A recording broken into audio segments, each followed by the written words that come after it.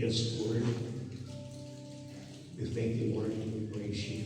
You are our God.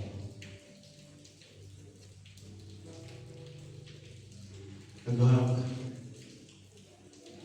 who loves,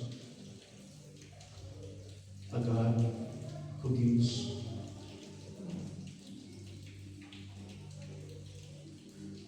and a God who always shows kindness and mercy to his children. You are our God, the God who heals, the God who forgives, and the God who empowers.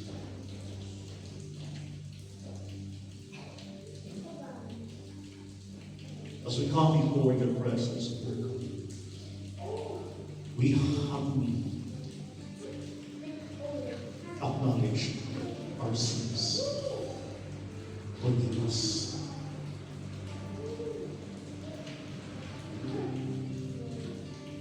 Thank you for your forgiveness.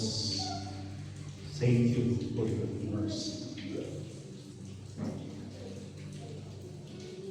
We ask the Holy Spirit, our Lord and God, to minister our hearts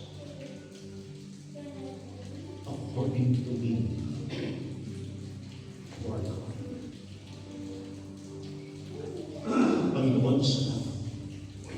Kay buti at kay inang ang iyong katapatan. At uli kami na nagpapasalamat sa iyo. Salamat sa kaligtasan. Salamat, Panginoon. Ang lahat ng pagpuli, pagluwalhati, ay mailang namin pinabalik sa pangalan ng Jesus. Amen. Praise God. Please be seated po. By God's process. Amen. And purihin ang ating Panginoon Diyos sa kanyang kabutihan at katapatan sa atin, sapagkat ang ating Panginoon ay matindi po siya nagbago, nagbabago sa atin. Patuloy po niyang pinamalas po ang kanyang kabutihan sa kabilang mga bagay at pagyayari sa ating buhay. And next po ay magpatuloy ang simulan natin ng series of our topic, particularly according to the Gospel of Mark, John Mark. Pero bago po ang lahat, nais ko pong magpasalamat sa Diyos at sa inyo po ang mag-acknowledge po inyo sa mga minister ng ating Panginoon, particularly all the pastors here, the Great War of Redemption Mission. Thank you, and pupuso ko, although hindi po ako nakapunta, nais ko po, pero may mga time na yun, yung sa linggo na yun, hindi ko alam ang nararamdaman ng katawan ko. And at that time, medyo tawag dito, nahihirapan ako physically. At the same time, yung aking isip, nahihilo ako at that time. And thank God for blessings of God, sapagkat patuloy niya yung pinagkaloob sa atin ng kagalingan, kalakasan. So at that time, nandun si Tim. Although hindi ko alam kung mangyari sa atin kung hindi pinahintulog ng Diyos na naroon si Tim at dalawa ko na. And salamat sa Diyos na ilabas ko lahat yung mga dapat ilabas ng mga bagay yung hindi ko naman dapat. And after that, hinihilo talaga ako at time. And praise God. So, the Lord who heals us according to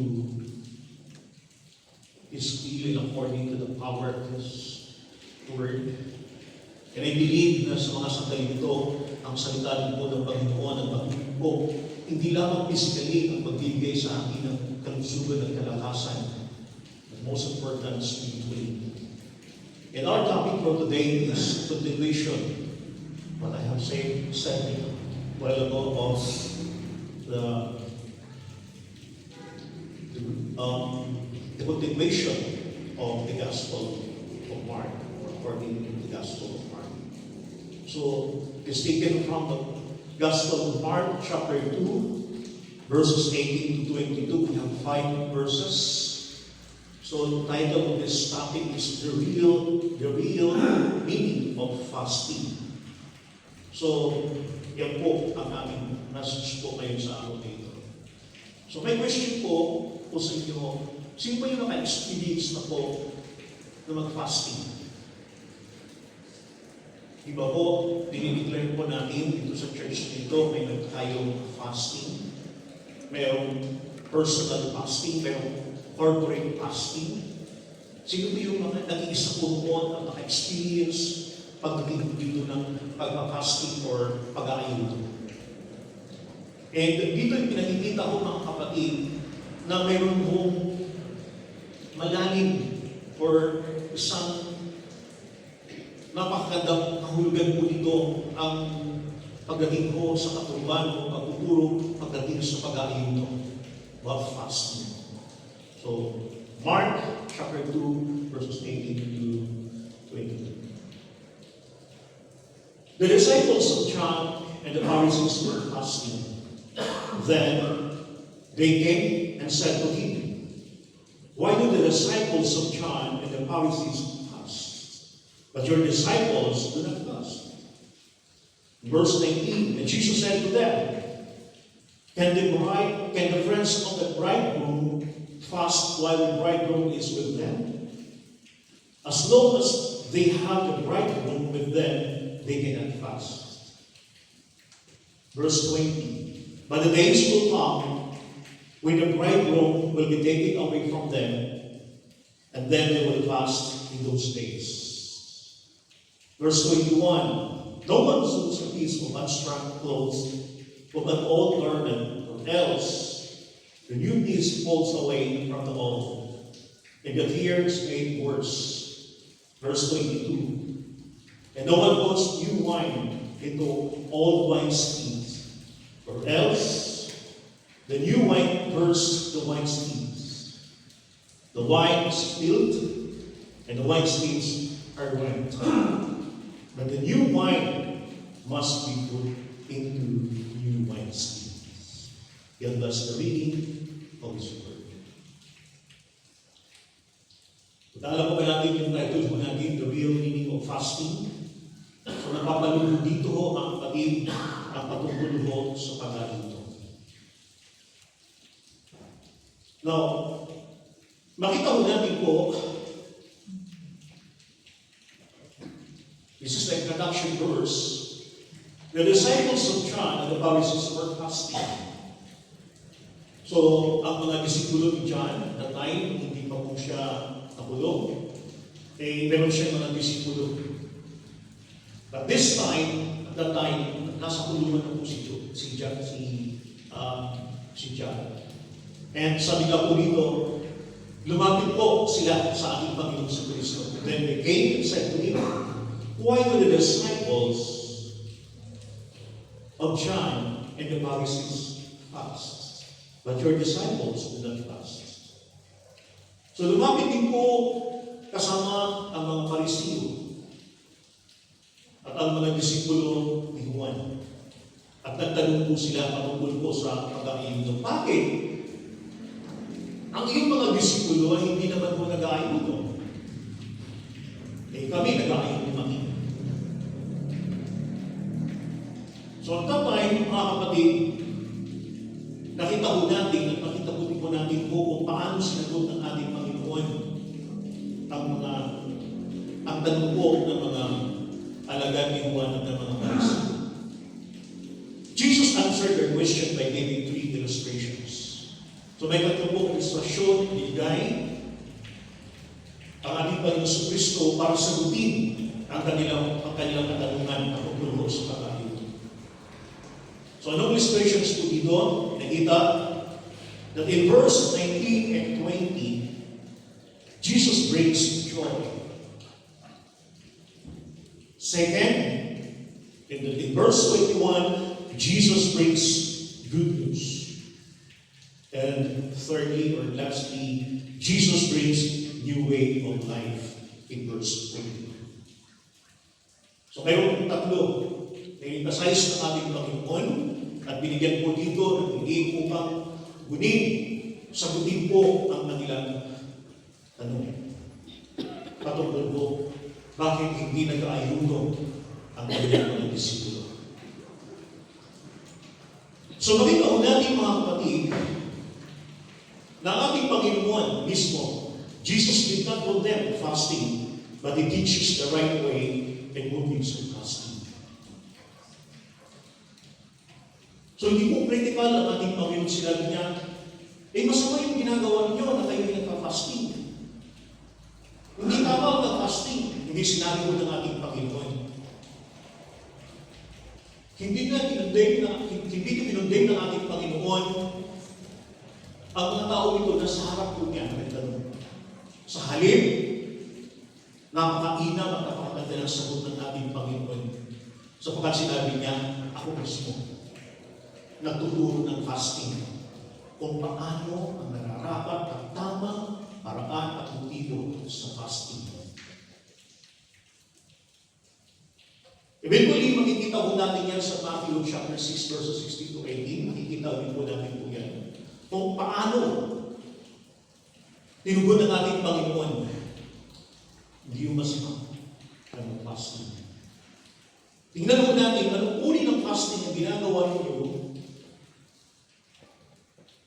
I-compare po natin dito sa teaching ng ating Panginoon. Tama ba ang tipo? Tama ba ang paraan ng inyong fasting?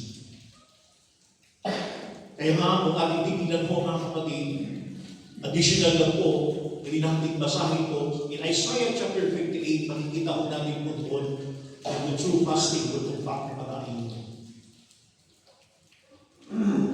Now,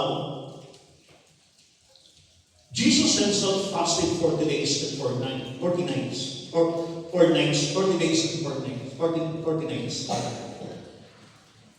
So makita ko natin siya mismo personally. And the Old Testament prescribed fasting only on the Day of Atonement. Found in Leviticus 16, verse 13 to 29. However, the Pharisees prescribed fasting twice a week, to show others how holy they were, but despised others. So makita ko natin po dito, mayroon akong twisting ko dito, mayroon akong pag-twist po dito, na ginagawa ko dito ng mga Pharisee. Aside from that, they fast to impress others. That's why in Luke chapter 18, verse 9 and 12, ito po yung parable ko ng isang publican or tax collector at ng isang Pariseo. At ang Pariseo ito bumalik sa templo para maghuli sa mamba sa ating Panginoon. Like yung the tax collectors at the publican nasa labason. In verse 9, sabi nga po mga kapatid, in verse 12 also he spoke this parable to some who trusted themselves that they were righteous and despised others. Because in verse 12, I fast twice a week, I give tithes of all that I have produced. So dalawang beses po ito. O kami na nag-aayun every Monday and Thursday, or Mondays and Thursday. So dalawang beses po. But, nakita ko natin po mga kapatid, na the real meaning of fasting ay sinagot niya dito sa pamamagitan ng tatlo na illustration. And the first illustration is, Jesus brings joy. He brings joy.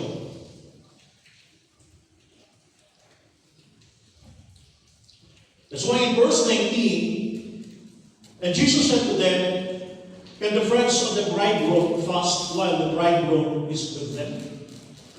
As long as they have the bridegroom with them, they cannot fast. So, ano ibig sabihin po nito, mga kapatid? Eventually, noong panahon ngayon, ang ating Panginoon Kristo, kasama niya ang kanyang mga disciples. And that's why sabi nga po dito, as long as they have the bridegroom with them, they cannot fast. So Jesus claimed that He was the bridegroom, yung lalaking ikakasali, o ikinasali, and as long as He was with them, there was no need to fast. There was no need to mourn, to fast. So sabi nga po dito, Jesus' presence brings joy to His disciples and friends. The disciples and His friends. So meaning to say, yung presensya ng Diyos ang nagbibigay po ng kagalahan.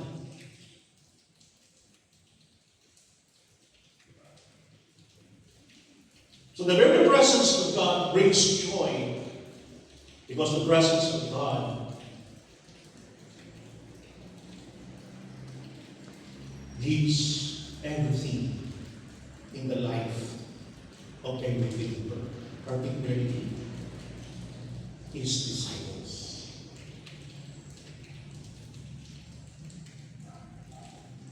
How about us? Ang presensya ba ng Diyos ang nagbibigay sa atin ng kagalakan? Hindi yung mga ritual, hindi yung fasting, hindi yung mga traditions, o hindi po yung mga bagay na ginagawa po natin even in ceremonials. The most important is the very presence of God.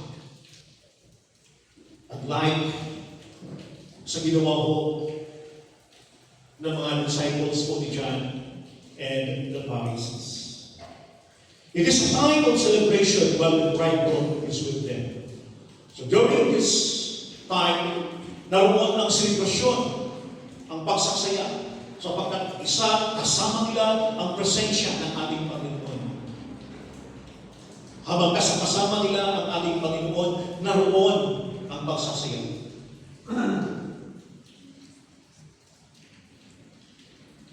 And it is our relationship with the bridegroom brings joy.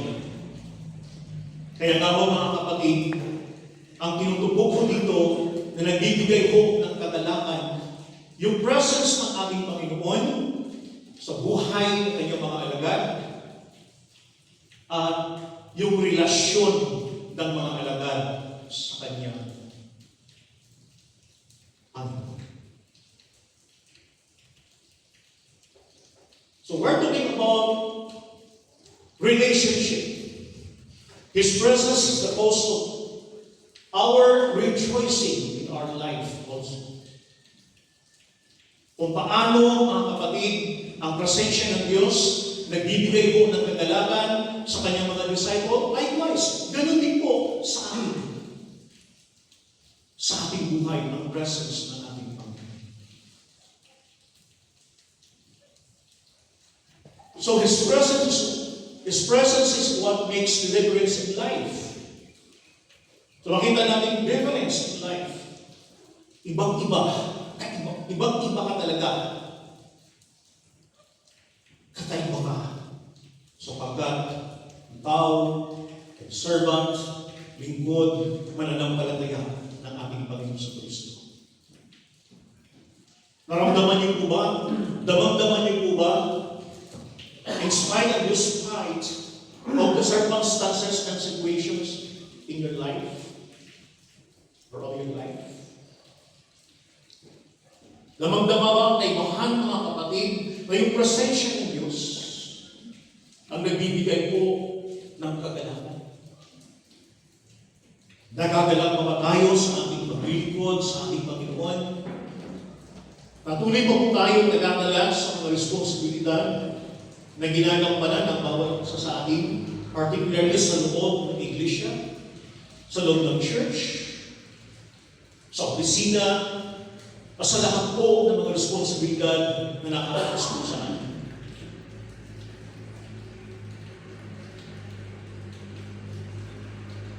So masasabi po ng iba ka talaga because God's presence, His presence is what makes the difference in life. Yes, of course, may mga trials, may problems. Hindi maiwasan po yun. Kasi hindi naman po sinabi ng ating Panginoon na exempted ang mga Christians, na exempted po ang mga mananampalataya. But during those times, times of trials, and sufferings, and even in persecutions, we can experience the joy of our Lord. Now, Jesus alone, in His coming death, pinapahiwatig ng ating Panginoon si Kristo dito, o siya nagpapahiwatig sa kalalapit niyang kamatayan. That's why in verse 20, but the days will come when the bridegroom will be taken away. Take note from these words, will be taken away from them. And then they will fast in those days. Saka sila mag-aayuno. Why? Because the bridegroom will be taken away from them. Jesus makes His coming death on the cross. So ang tinutukoy ng ating Panginoon dito, yung nalalapit niya. Nakamatayan doon sa krus ng Kalbaryo. Jesus meant that He was appointed to die. He was appointed to die. Talagang nakatalaga mo siya doon sa krus. Sapagkat yan ang misyon ng ating Panginoon. So at that time, they need to fast. Why? It is an appropriate time for mourning was to be at the crucifixion of Jesus. His death brings sorrow to the heart of His disciple and caused for them to fast. Particularly, nung sinabi ng ating Panginoon sa Kristo ito, na siya'y aalis, iiwan niya ang kanyang mga disipulo. Wala akong nagawa sa kanya. They need to be alone and meditate upon His death, allowing nothing to enter here, including food. There's joy in the presence of God. Jesus brings joy. So makita ko natin mga kapatid, our joy is in the Lord.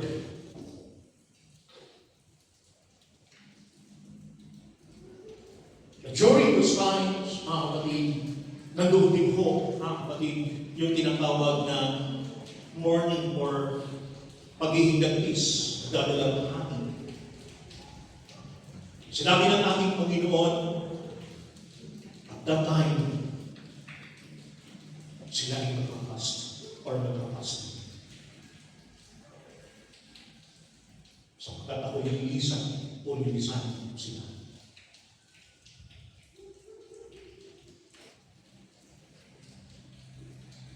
So makita ko natin mga kapatid that ang presence ng ating Panginoon ay nagbibigay po ng strength sa atin. That's why those times, hindi na kailangan mong mag-fast because the very presence of God is the real strength. The joy of the Lord is our strength or your strength. Yun ang strength po. Hindi po sa anumang mga bagay, not money, not fame, or any other, but the very presence of God brings joy. At nagbibigay din po ng courage the same time to his disciples at the time during times of persecution, during the time of trials. At nag-strengthens po sa mga mananampalataya na tayo nagsama ng ating Panginoon to face all the challenges of life. So without the presence of God, there is no joy. So there's no need of fasting. Sapagkat ang perception and use.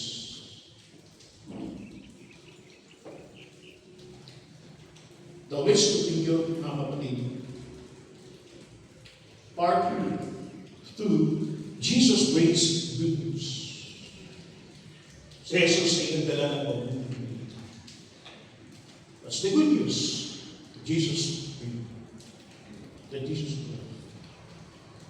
In verse 21, no one sews a piece of extra cloth on an old garment, or else the new piece falls away from the old, and the tear is made worse.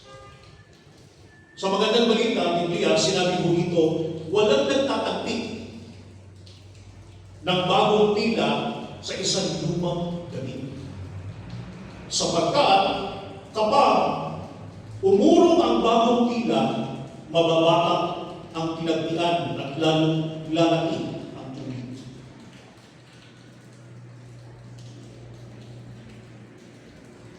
Remember, na itong verse na ito, verse 21 and verse 22, ito yung sagot ng ating Panginoon, illustration of our Lord Jesus Christ para tugunin, para sagutin ang patungkol sa kanilang katanungan, bakit ang iyong mga alagad ay hindi nagkain?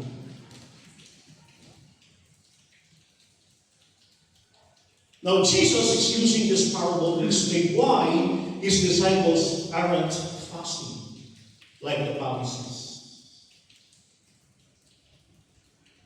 Ano ba ang uri ng pag-aayon o fasting na ginagawa ng mga Pharisee? Ang naistubuti ng ating Panginoon po dito. Bakit niya sinabi that Jesus is using to explain why his disciples are fasting like the Pharisees? So the Lord was saying that what the Pharisees did in fasting had no part with the gospel. Why? Sapagkat ang kanilang pag-aayuno ay hindi naaayon, referring doon, patungkol doon sa nais at kalooban at pagtuturo ng Panginoon patungkol sa pag-aayuno. Nawagin ko na ako kanina na hindi ho sinaway ng Panginoon na sinabing mali ang inyong ginagawa. Even Jesus, ay napapasting. At next po, na gawin ninyo itong nararapat, karapat-dapat, at nararapat at tamang motibo sa pag-aayon.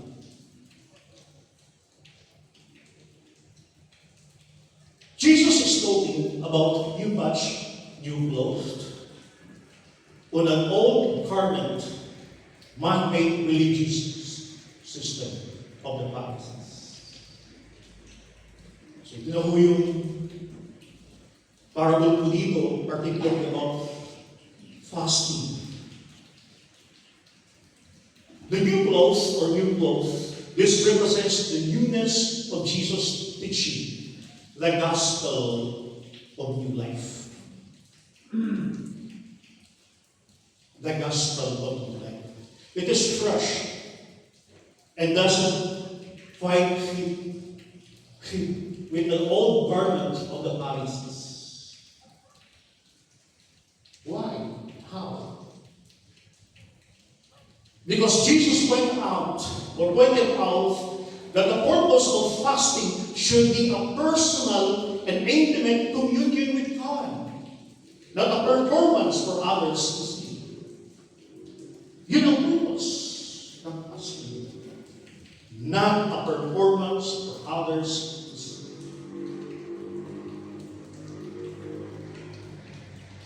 Likewise, yung ating fasting na ginagawa din po yearly, mga kapatid, mahuhulog itong performance kung ito po ay pinangangalandakan at ipinagmamalaki ho natin, also we criticize others. At sinasabi natin, kayo hindi nagpa-fasting. Thank God, sabi nga ko dito, Jesus is pointing where He pointed out the purpose of fasting should be a personal, intimate commitment with God. So although may tinatawag na corporate fasting, but it's also individual fasting with the Lord. Na kung saan naroon ang ating pag-ibig sa ating Panginoon. At those times, that time is set aside food, water. Now the old garment, this symbolizes the traditions, rituals, especially the religious practices of the time, like fasting. Talagang tatapid na ho yung religious practices po the time ng mga Pharisees, like fasting. Na talagang pinagmamalaki ho nila, pinangangalandakan ho nila ang ginawa ho nila. And according to them, sila'y matuwid, sila'y righteous sa haba ng ating Panginoon. That they despised. So the Pharisees fasted regularly and visibly, seeking praise. Fasted regularly, Mondays and Thursdays, twice a week. And visibly, talagang pinakikita ko nila. Seeking praise, trusted themselves that they were righteous, that despise others. Na sa kanilang mga ginagawa, sa kanilang ginawa, na pag-ayuno, sinabi nila, kami ay matuwid. Sapagkat ginagawa namin ang mga bagay na ito. Ginagawa niyo ba ang ginagawa ko natin?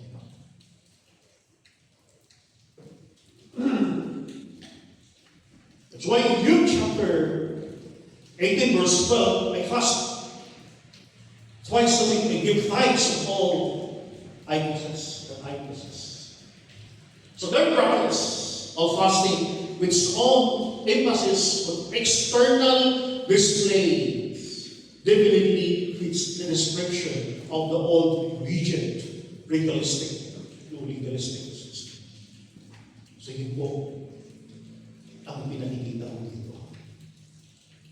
Yung kanilang practice ng fasting, pag-ayuno po na ginagawa nila, ito yung nagiging aside po doon sa external displays. Definitely fits the description of the old regent legalistic system.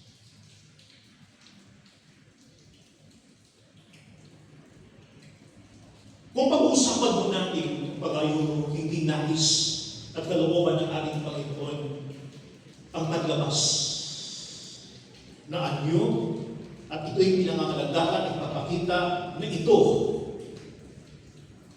ay ginagawa. Ngunit hindi naman ito na ayon sa salita ng Diyos sapagkat hindi malinis, maayos ang motibo ng puso at direksyon ng pag-fasting. In Colossians chapter 2, verses 16 to 17, so let no one judge. Let no one judge you in food or in drink, or regarding a festival or a new moon or Sabbath, which are shadow of things to come, but the substance is of Christ. Take note, but the substance is of Christ.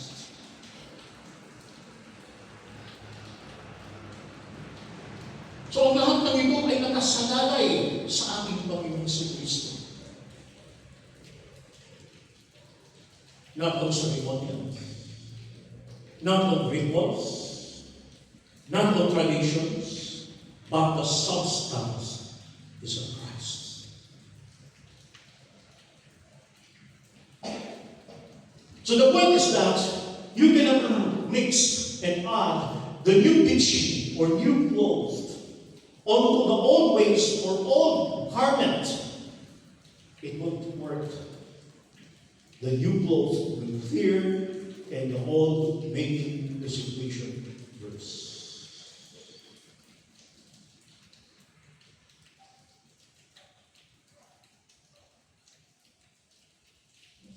So ito yung mangyayari pa.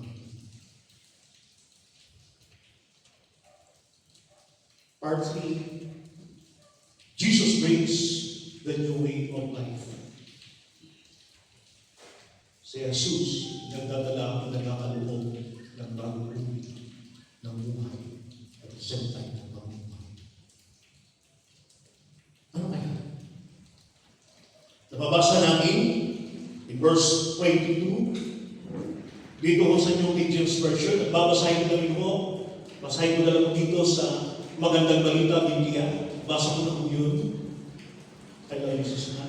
So dito po sa verse 22 ng Magandang Balita, Biblia, wala rin naglalagay ng bagong alak sa lumang sisidlang balat, sapagkat papuputukin lamang ng alak ang sisidlang balat, at kapwa masasayang ang alak at ang sisidlan. Sa halip, ang bagong alak ay ilalagay sa bagong sisidlang balat.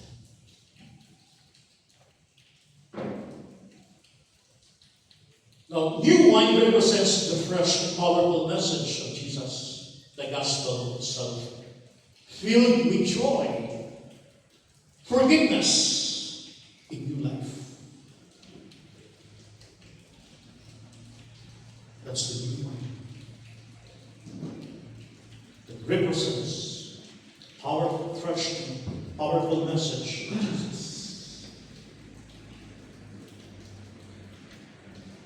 And He's the gospel. He's the good news. This message will always remain. Why? Remain new because it must accepted and applied in every generation who believed. So mananatili ito sa iwa, mananatili ito, mga kapatid, na bago. Ang salita ng Diyos, hindi na luluma.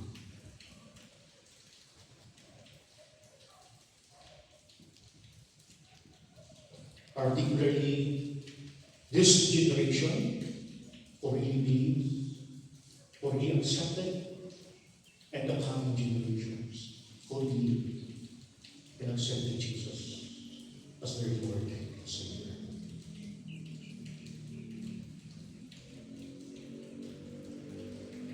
Old wineskins symbolizes the traditions, rituals, and man-made religious system of the Pharisees that are able to obtain the power of the gospel in new wine.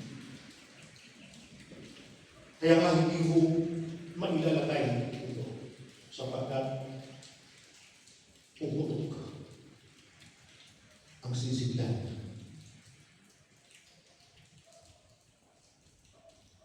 The fresh and powerful message of Jesus, referring to the new wine, could not be put into old wineskin that had already been stressed. Why? By the rituals, traditions, and man-made religious system. Yun ang yung nasa puso nila. Yun ang yung nasa isipan mo nila. Yun ang yung mga ginagawa ng mga Pharisees. That's why hindi ko pwedeng i-mix i-add po.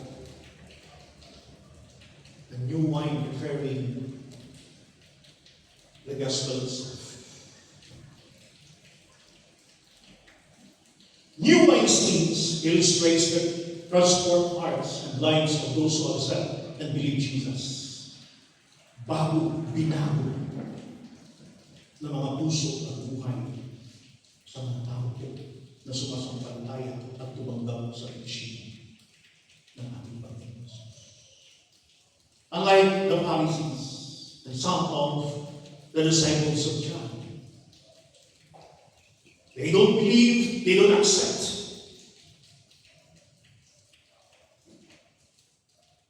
why new wineskins represents the new way of life.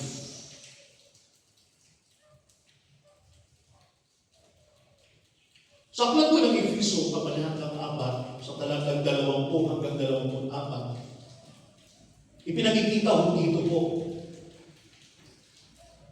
that represents the new wineskins, represents the new way of life.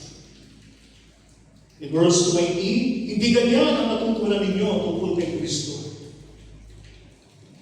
Verse 21, napakinggan na ninyo ang aral ni Jesus at natutunan na ninyo ang katotohanan na sa Kanya. Verse 22, iwan na ninyo ang dating pamumuhay. Kubalin na ninyo ang inyong dating pagkatao na nasisira dahil sa masamang pagnanasa.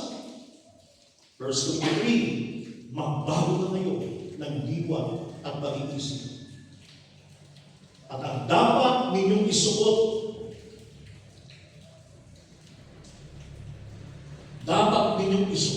ay ang bagong pagkatao na nilikha ng kalarawan ng Diyos at nakahayag sa matuwid at banal na pamumuhay ayon sa katotohanan.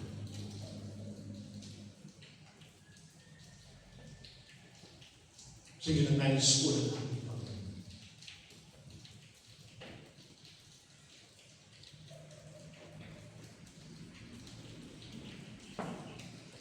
That's why the new wineskin, or the new wine, rather, the new wine must be put into new wineskins.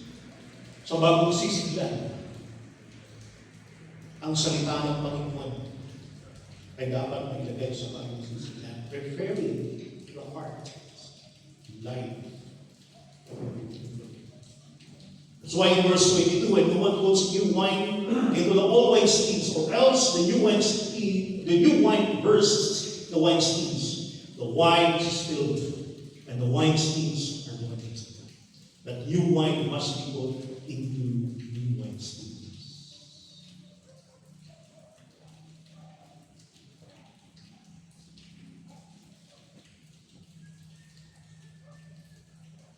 Ang puso ng buhay po natin, ang sisiglan ng bagong araw. Preparing the Word of God.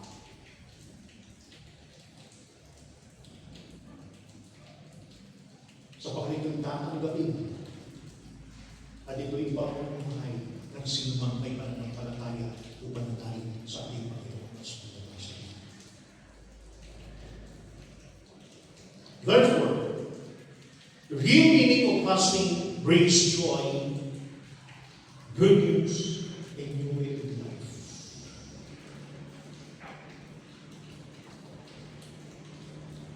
So, nakikita mo. So, tinugon ng ating Panginoon sa pamamagitan ng tatlong ekspresyon. Ano po yung tatlong ekspresyon? First, Jesus brings joy. Next, Jesus brings good news. And third, Jesus brings the way of life. Patungkol mo sa kanilang katamilan sa pastor. Not ceremonies, not rituals, but an intimate relationship with the Lord, with the right motive, purpose of fasting.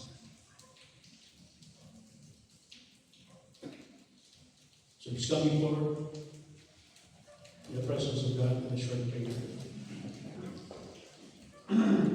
Panginoon, papasalamat ko kami sa mga salita mo, Panginoon. Na naman ang ginagawa ko namin, Panginoon Diyos, hindi ko dapat gawin ayon sa panlabas na anyo gawain, Panginoon Diyos, na nagpapakita na kami ay nakakahigit sa lahat o kami po ay higit na mabuti kay sa iba. So balik gawin po namin ito at dapat nararapat ayon sa natin sa salita ng Panginoon. At ikaw po, Panginoon, ang magay sa amin. Ikaw po, Panginoon Diyos, ang magay sa iyong iglesia, Panginoon Para sa lahat po ng aming mga gagawin, Panginoon. Para sa lahat po, Lord God, ng aming offer sa inyo. Ito'y nararapat at maayon sa inyo.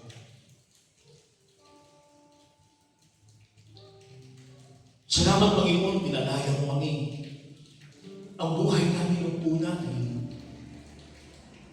bihag ng iba't ibang mga traditions, beliefs, and ceremonies. Doon kami nakafocus sa Lord God. At kapag may mga bagay na nai-neglect ko, Lord God, hindi mo natupad, hindi nasunod, Panginoon, parang hindi mo kontento, hindi kami kontento, hindi sapat, hindi mo ganap, Panginoon. The Lord, ang buhay namin sa iyo at ikaw ang nalalaman, Panginoon. Ikaw, Lord God. Wala nang kahanap-hanapin ang mga lingkod mo, ang mga anak mo, Panginoon, sapagat ikaw ang aming kagalakan. Ikaw ang naglubog sa amin ng bagong buhay at bagong pamumuhay, Panginoon Diyos. Tinutugunan mo ang lahat ng aming mga pangangailangan. Tinutugunan mo ang iyong iglesia, Lord God, sa lahat ng mga kailangan ayon sa iyong kalooban.